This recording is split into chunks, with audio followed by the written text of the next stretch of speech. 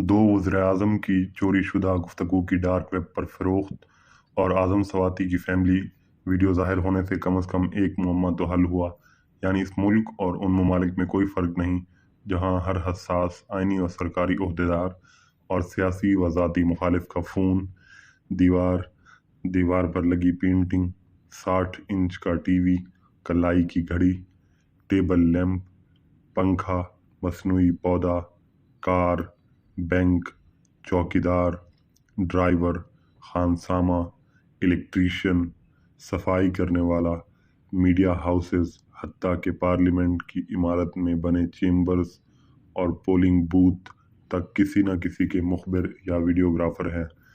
बस ये है कि जिन दीगर ममालिक में ये चलन बतौर हथियार आम है, उनमें से किसी के नाम के साथ इस्लामी जमहूरिया नहीं चिपका हुआ और उनमें से कोई मुल्क भी चादर और चारदीवारी के तकद्दुस पर इतना जोर नहीं देता।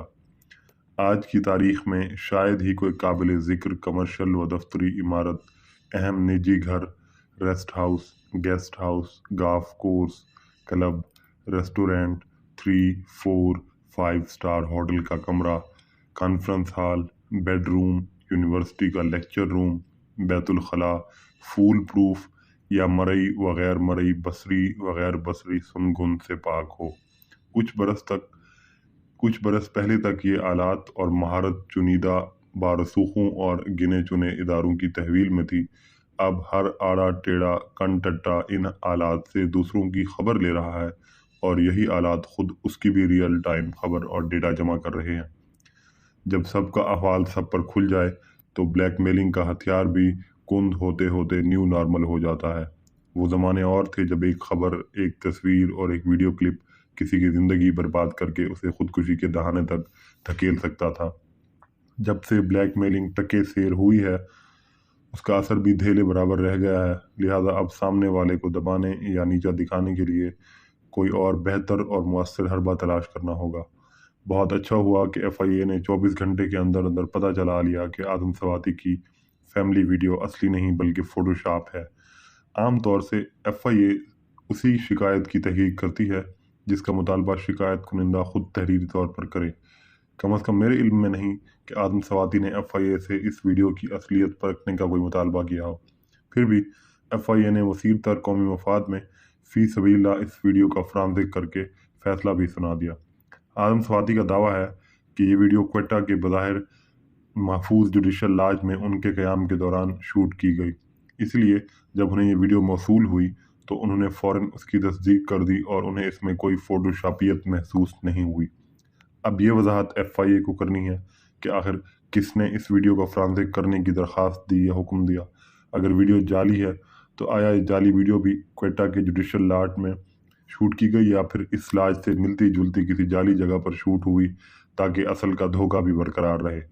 ग़ालिबन ये पहली बार है कि जिसकी वीडियो बनी है वो उसे असली कह रहा है और एक वफाकी इदारा उसको जाली साबित कर रहा है। अगर ये जाली है तब भी ये FIA का काम है कि वो अपने साइबर क्राइम सेल की मदद से पता चलाए कि ये किसने आदम सवाती की अहलिया और बेटी को भेजी, ताकि ये तो अंदाज़ा हो कि FIA की असली सलाहियत कितनी है और उसकी पकड़ किन किन जालियों तक है। वैसे जब मशरक़ी पाकिस्तान में बंगालियों की नस्ल बदलने का अज़्म ज़ाहिर किया जा रहा था और मुसलमानी चेक करने के लिए मकामियों की धोती में झांकने की तस्वीरें बैनुल-अक़वामी मीडिया में शाया हो रही थीं, या भुट्टो दौर में अमीर जमात इस्लामी मियाँ तुफ़ैल मोहम्मद की अक़ूबत खाने में जिनसी बेहरमती की खबरें सीना बसीना फैल रही थीं, या 4 अप्रैल की सुबह फांसी के बाद जुल्फ़िकार अली भुट्टो की मुसलमानी चेक करके उसका बसरी रिकॉर्ड महफूज किया जा रहा था, या ज़िया दौर में अदाकारा शबनम को उनके ही घर में रेप के बाद फ़ारूक बंदियाल समेत 7 ताकतवर मुलजिमों का मुकदमा फ़ौजी अदालत में चला। एक बरी हो गया, एक को 10 बरस कैद और 5 को सज़ाए मौत सुनाई गई। लेकिन भुट्टो के लिए मुल्की व बैनुल-अक़वामी रहम की अपीलों को मुस्तरद करने वाले अमीरुल मोमिनीन ने मिसाली रकीकुल कल्बी का मुज़ाहरा करते हुए शबनम केस के मुजरिमों की मौत की सज़ा माफ़ कर दी और फिर उन्हें रेपज़दा शबनम की जानिब से भी माफ़ी मिल गई। फिर भी न जाने क्यों वो पाकिस्तान से ही चली गई। अलबत्ता माफ़ी ज़दा मुजरिम अपने वतन में ही रहे, वतन की मट्टी गवाह रहना। 90 की दहाई में कराची के CIA सेंटर में पीपल्स पार्टी की 2 सरकर्दा ख़वातीन के साथ नाकाबिले बयान सलूक हुआ।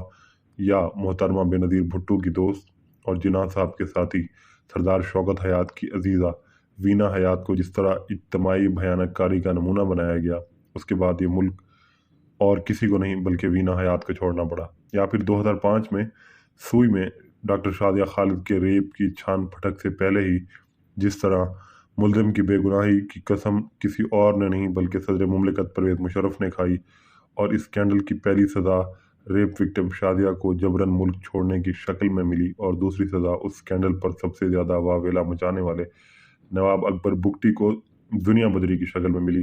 तब तक फोटोशॉप का किसी ने नाम भी नहीं सुना था। तब किसी ने किसी का क्या बिगाड़ लिया?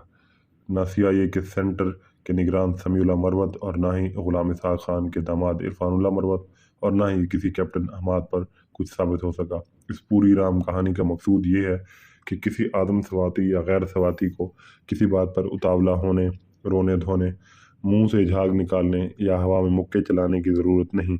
जो होना है उसे कोई टाल नहीं सकता और जो होना चाहिए वो किसी का बाप भी नहीं करवा सकता।